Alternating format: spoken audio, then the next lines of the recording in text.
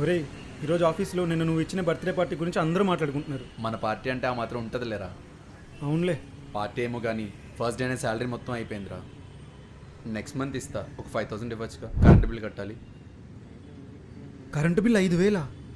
మరి ఇంట్లో 2 టీవీలు, ఫ్రిడ్జ్, ఏసీ, వాషింగ్ మిషన్ ఎన్నుంటే ఆ మాత్రం వస్తుందిలే. ఇలా అయితే బతకడం కష్టమే.